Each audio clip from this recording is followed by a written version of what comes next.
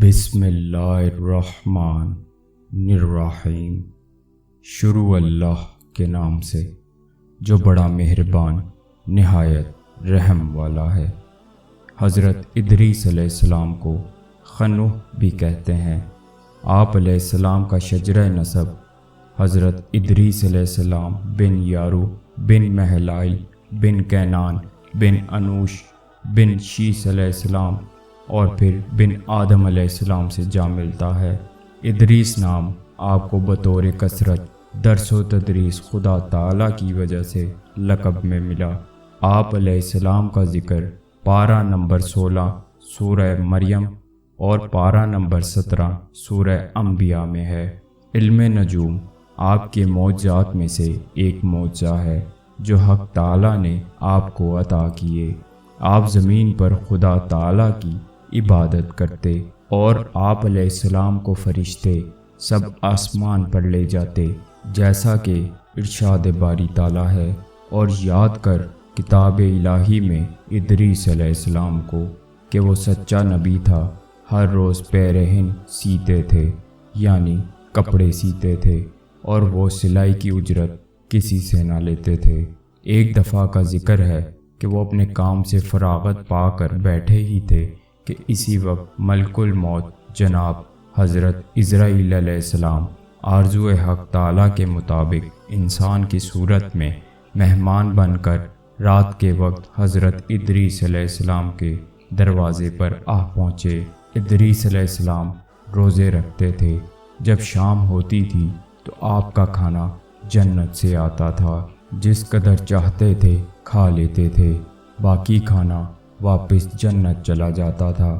پھر جب اس دن کا کھانا آیا تو آپ نے حضرت ادریس علیہ السلام نے وہ کھانا اس مسافر کو پیش کیا، اور قدم قدم پر وہ کھانا رکھ کر مسافر عبادت کرتا رہا۔ حضرت ادریس علیہ السلام اس کا یہ حال دیکھ کر تعجب میں آئے کہ یہ شخص کون ہے۔ جب صبح ہوئی تو حضرت ادریس علیہ السلام نے ان سے کہا کہ اے مسافر، تو میرے ساتھ چل کہ میں تجھے خدا تعالیٰ کی قدرت دکھاؤں۔ جب دونوں گھر سے میدان کی طرف نکلے تو جاتے جاتے ایک گندم کے کھیت میں جا پہنچے۔ حضرت عزرائیل علیہ السلام نے کہا، چلو اس کھیت سے چند خوشے یعنی گچھے گندم کے لے کر ہم تم مل کر کھائیں۔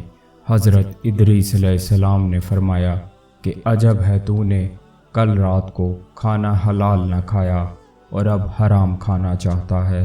پھر وہاں سے دونوں ایک انگور کے باغ میں جا پہنچے، اور وہاں بھی انگور دیکھ کر حضرت عزرائیل علیہ السلام نے انگور کھانے کا زور دیا۔ حضرت ادریس علیہ السلام نے فرمایا کہ غیر کی ملکیت میں سے چرا کر کھانا ممنوع اور حرام ہے۔ پھر جاتے جاتے ایک بکری دیکھ کر حضرت عزرائیل علیہ السلام نے کھانے کا ارادہ کیا۔ حضرت ادریس علیہ السلام نے کہا کہ کسی بیگانے کی بکری کو ذبح کر کے کھانا ممنوع ہے۔ اسی طرح مسلسل 3 دن تک دونوں باہم گفتگو کرتے رہے۔ جب حضرت ادریس علیہ السلام کو محسوس ہوا کہ یہ شخص بنی آدم سے معلوم نہیں ہوتا، تب حضرت ادریس علیہ السلام نے فرمایا، خدا کے واسطے ظاہر کرو تم کون ہو۔ اس نے عرض کیا کہ میں ملک الموت عزرائیل ہوں۔ تب حضرت ادریس علیہ السلام نے فرمایا کہ بھائی، کیا سب مخلوقات کی جان تم قبض کرتے ہو؟ حضرت عزرائیل علیہ السلام نے فرمایا، ہاں، میں ہی اللہ کے حکم سے سب کی جان یعنی روح قبض کرتا ہوں۔ حضرت ادریس علیہ السلام نے فرمایا، تو پھر شاید تم میری روح قبض کرنے آئے ہو۔ حضرت عزرائیل علیہ السلام نے فرمایا کہ نہیں، میں تو تمہارے ساتھ دل لگی اور خوش مزاجی کے لیے آیا ہوں۔ پھر حضرت ادریس علیہ السلام نے فرمایا کہ 3 دن سے آپ میرے ساتھ ہیں، اس عرصے میں بھی آپ نے کسی کی جان یا روح قبض کی ہے؟ اس پر حضرت عزرائیل علیہ السلام نے فرمایا کہ کسی کی جان یا روح قبض کرنا ہمارے ہاتھ میں ایسا ہے کہ جیسے آپ نے دونوں ہاتھ کے نیچے روٹی رکھی ہو اور اسے آپ ہاتھ بڑھا کر پکڑ لیں، اسی طرح میرے لیے روح قبض کرنا ہے۔ جس کی موت آتی ہے اللہ تعالیٰ کے حکم سے میں ہاتھ بڑھا کر اس کی روح قبض کر لیتا ہوں۔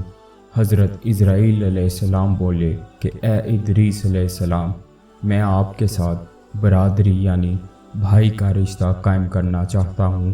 حضرت ادریس علیہ السلام نے فرمایا کہ میں آپ کے ساتھ بھائی کا رشتہ تب تک قائم نہیں کروں گا کہ جان نکلنے کی تلخی اور تکلیف تم مجھ کو چکھا دے، تاکہ میں اللہ تعالیٰ کے خوف اور عبرت موت زیادہ دیکھ کر اور زیادہ اللہ تعالیٰ کی عبادت کروں۔ حضرت اسرائیل علیہ السلام نے فرمایا کہ بے رضا الہی یعنی اللہ کی مرضی کے بغیر کسی کی جان قبض نہیں کر سکتا۔ تب حضرت ادریس علیہ السلام نے اللہ تعالیٰ کی بارگاہ میں دعا فرمائی۔ پھر حضرت اسرائیل علیہ السلام کو حکم ہوا کہ حضرت ادریس کی جان قبض کر، تو حضرت اسرائیل علیہ السلام نے قبض کر لی اور ملک الموت کے دوبارہ اللہ تعالیٰ کی بارگاہ میں دعا کرنے سے حضرت ادریس علیہ السلام زندہ ہو گئے۔ پھر دونوں کے درمیان برادری کا رشتہ قائم ہوا۔ پھر حضرت اسرائیل علیہ السلام نے پوچھا، اے بھائی، تلخی جان کنی یعنی روح قبض ہونے کی تکلیف کیسی تھی؟ حضرت ادریس علیہ السلام بولے کہ جیسے کسی زندہ جانور کی کھال سر سے پاؤں تک کھینچی گئی ہو۔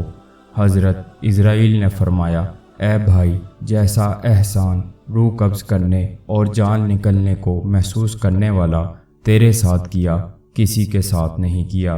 حضرت ادریس علیہ السلام نے فرمایا، اے بھائی اسرائیل، مجھے دوزخ دیکھنے کا شوق ہے، تو مجھے اس کے دروازے تک لے چل، تاکہ اس کے دیکھنے سے خوف الہی زیادہ ہو اور میں اللہ تعالیٰ کی عبادت اور بندگی زیادہ کروں۔ تب حضرت اسرائیل نے اللہ کے حکم سے 7 تہہ والی دوزخ دکھائی۔ پھر کچھ وقت گزر جانے کے بعد حضرت ادریس علیہ السلام حضرت اسرائیل علیہ السلام سے بولے کہ اے بھائی، مجھے جنت دیکھنے کی آرزو ہے، اسے دیکھ کر خوشی حاصل کروں گا اور زیادہ عبادت کروں گا۔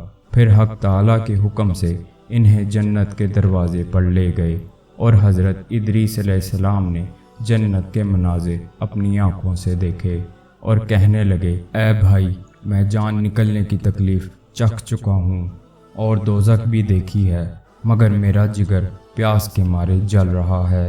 اجازت ہو تو جنت میں جا کر ایک پیالہ پانی پی لوں۔ حضرت اسرائیل نے فرمایا کہ آپ کو واپس آنے کا عہد کرنا ہوگا۔ شدید پیاس کی وجہ سے واپس آنے کا عہد کر لیا کہ میں واپس آ جاؤں گا، اور بحکم الہی کے اپنی جوتی درخت طوبہ کے نیچے چھوڑ کر جنت میں داخل ہو گئے۔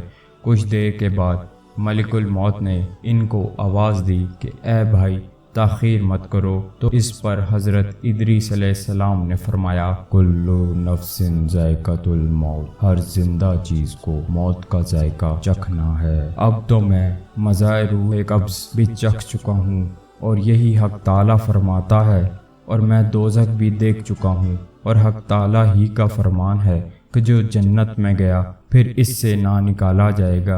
اے بھائی، اب میں ہرگز باہر نہیں آنے والا۔ اسی دوران بارگاہ الہی سے آواز آئی، اے اسرائیل علیہ السلام، میں نے ان کی تقدیر میں ایسا ہی لکھا تھا کہ حضرت ادریس علیہ السلام موت کا مزہ چکھ کر دوزخ اور جنت کو دیکھ کر جنت میں چلے جائیں۔ اللہ تعالی ہم سب پر اپنا فضل و کرم فرمائے، اور اللہ تعالی ہم سب کا حامی و ناصر ہو، آمین۔